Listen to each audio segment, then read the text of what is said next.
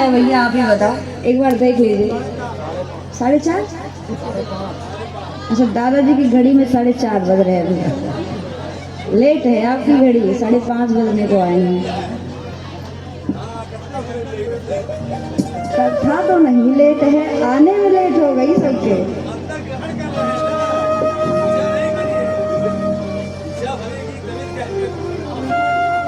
अच्छा, अब यजमान जी की तो इच्छा है कि 7 दिवसीय परंपरा आज विराम होगी और आज से फिर शुरू कर दी जाए। ऐसा तो संभव नहीं है।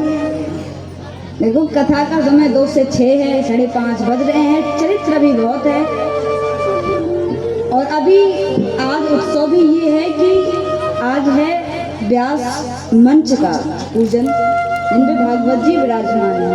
उसमें भी टाइम लगेगा। माताएं आई भी हैं बढ़िया सज के।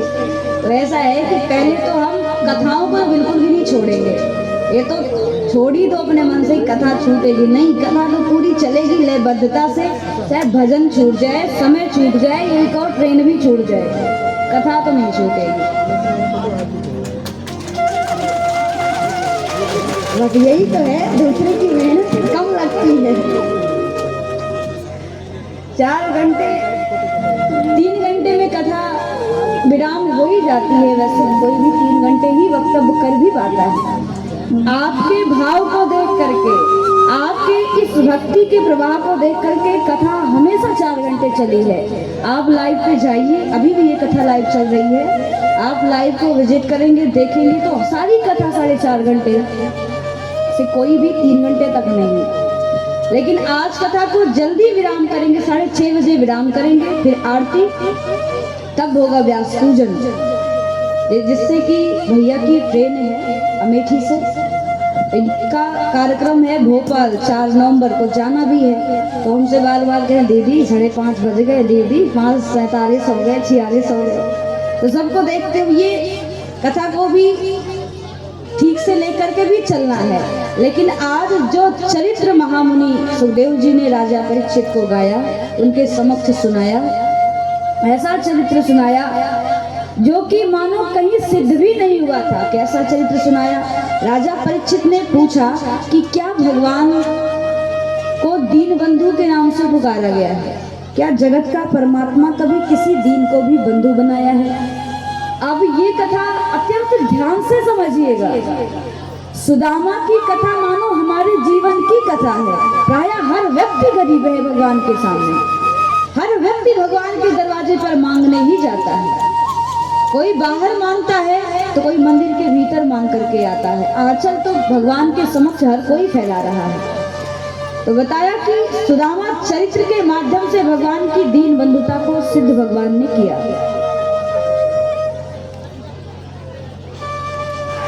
आज 10वें स्कंद में ही महामुनि सुखदेव जी सुदामा चरित्र का वर्णन करते हैं। वर्णन किया, कृष्णस्यासीद सखा कश्चिद ब्राह्मणो ब्रह्मवेत्तमा विरक्त इंद्रियार्थेषु प्रशांतात्मा जितेन्द्रिया। कृष्णस्यासीद सखा कश्चिद ब्राह्मणो ब्रह्मवेत्तमा। प्रायः सुदामा को प्राणी गरीब के नाम से जाना जाता है कि सुदामा गरीब है। नहीं, भागवत में कहीं भी सुदामा को गरीब नाम से महामुनि सुखदेव जी संबोधित ही नहीं किए हैं कि सुदामा गरीब है। नहीं, सुदामा गरीब किस चीज का है? पहले तो वर्णन किया कृष्ण, परिचय देखो, सुखदेव जी परिचय दे रहे सुदामा का किस शब्द से, किस भाव से परिचय दिया? कृष्णस्यासीद सखा कश्चिद, श्री कृष्ण का सखा था। कौन? श्री सुदामा जी महाराज। और यही नहीं, कोई साधारण सखा नहीं थे, ब्राह्मणों ब्रह्मवेत्तमा, ब्राह्मण थे, वेद के वशिष्ठ थे। ब्राह्मणों ब्रह्मवेत्तमा से संतुष्ट नहीं हुआ श्री सुखदेव जी का मन, अगली पदवी लगा दी।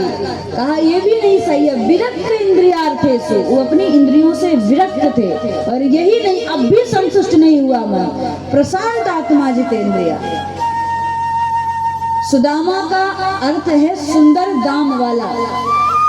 सुअर था सुंदर, दाम मतलब सुंदर दाम वाला, लेकिन सुदामा जी के पास तो धन ही नहीं था। तो कहा धन की महत्वता है क्या भगवान की लीला में, भगवान के भाव में? तो कहा अवश्य है धन की महत्वता, क्योंकि जीवन में पैसा बहुत महत्वपूर्ण है। पैसा नहीं तो जीवन मानो कि व्यर्थ है, कठपुतली है, हमें हर किसी के इशारे पे नाचना पड़ेगा। जीवन में पैसा बहुत महत्वपूर्ण है। पैसा भगवान का रूप नहीं है, पैसा तू भगवान नहीं है, गुण तेरे भगवान के हैं। पैसा भगवान तो नहीं है, आत्मा को तो प्रदान नहीं कर सकता है, लेकिन आत्मा को धारण करने वाली शरीर को अवश्य प्रदान कर सकता है। पैसा बहुत जरूरी है। पैसा नहीं रहेगा तो हमारी स्थिति भी विचित्र है, क्योंकि पैसा बिन बाप कहे बेटा कपूत भयो, पैसे बिन भाई कहे बंधु दुखदाई है, पैसे बिन नारी कहे निखट्टू के पाले पड़ी, पैसे बिन सास कहे कैसो जमाई है। पैसा बिन कोई साथ नहीं है, पैसा बिन यार वास, पैसा बिन न भगनी पास, पैसे बिन देव नहीं करते सहाई है। इसीलिए कहा कहते गरीब दास, पैसा तुम रखो पास, पैसे ने मुर्दे, पैसे बिन मुर्दे ने लकड़ी नहीं पाई है, पैसे बिन मुर्दे ने लकड़ी नहीं पाई है। अब कहा श्लोक से उदाहरण दे दिया जाए तो यहाँ भी बताया गया, टका धर्म टका कर्म टका ही परमं तपः, यस्य गृहे टका नास्ते हा टका टक टकायते। टका धर्म टका कर्म, पैसा जिसके पास रहेगा वही सबसे बड़ा धार्मिक कहलाएगा। टका धर्म टका कर्म, पैसा ही सबसे बड़ा कर्म है। टका ही परमं तपः, कहा तपसी धनवंत दरिद्र गृही, कली कौतुक तात न जात कही। कहा जिन तपस्वियों के पास अच्छा पैसा होगा उन्हीं को अच्छा तपस्वी कहा जाएगा। टका ही परमं तपः, यस्य गृहे टका नास्ते, जिनके घर में पैसा नहीं है, हाँ टका टक टकायते, उनका जीवन एक एक क्षण के लिए तरस जाएगा। कहा कि गरीबी से बड़ा कोई दुख नहीं है और संत के मिलन से बड़ा कोई सुख नहीं है। नहीं गरीब सो दुख को नहीं, संत मिलन सो सुख को नहीं। गरीबी से बड़ा कोई दुख नहीं है। यदि पैसा से अनुष्ठान कराते हैं तो देवता भी प्रसन्न होंगे। किसी मुर्दे की इच्छा है कि हमारा अंतिम संस्कार चंदन की लकड़ी से हो और अंत समय उसके पास पैसा ना हो, तो क्या चंदन की लकड़ी से उसका चिताग्नि मुखाग्नि दी जाएगी? नहीं दी जाएगी। पैसा बहुत जरूरी है। पैसे जीवन में यदि संपूर्णता से है तो सारे रिश्तेदार अपने हैं, सारी खुशियां अपनी है, सारा परिवार अपना है। मात कहे मेरे सुंदर पूत, बहन कहे मेरे सुंदर भैया। पैसा है तो मात भी कहेगी यही सबसे अच्छा है, घर का पालन तो यही करता है। यही नहीं, बाप कहे मेरे कुल को दीपक, लोक लाज की यही रखैया। लोक लाज का पालन तो यही करता है क्योंकि पैसा ज्यादा कमाता है। नारी क्या कहती है? नारी कहे मेरो प्राणपति, जिनकी मैं निस दिन लेत बलैया। लेकिन नहीं, कभी गंग कहे सुन साहली, जिनकी जेब में है सफेद रुपैया। पैसा जीवन में बहुत जरूरी है। पैसा नहीं तो जीवन टकटकाए थे, जीवन भी सूना है। गरीब से बड़ा कोई कष्ट नहीं है। सुदामा जी महाराज को गरीब के नाम से संबोधित किया संसार के लोगों ने, लेकिन आज के शास्त्र में ना तो ऋषियों ने सुदामा जी महाराज को गरीब नहीं लिखा। परिचय देते हैं तो कहते हैं कृष्णस्य सीध सखा कश्चिद ब्राह्मणो ब्रह्मवित्तमा, विरक्त इंद्रियार्थेषु प्रशांतात्मा जितेंद्रिया। जो प्रशांत आत्मा हो। अब प्रशांत आत्मा किसे कहते हैं? कहा भागवत में प्रशांत आत्मा के लक्षण बताए गए हैं। लक्षण क्या है? अंधवत पश्य रूपाणी, शृणु शब्दम अकर्णवत, काष्ठवत पश्य वै देहम, प्रशांतात्मा लक्षणम।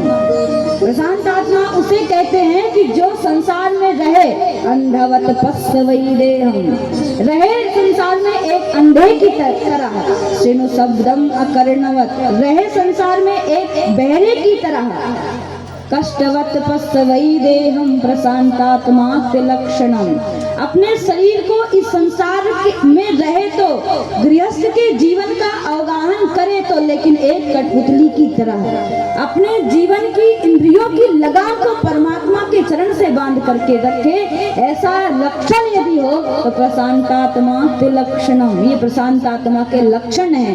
तो ऐसा विभिन्न लक्षण सुदामा जी महाराज के ऊपर है।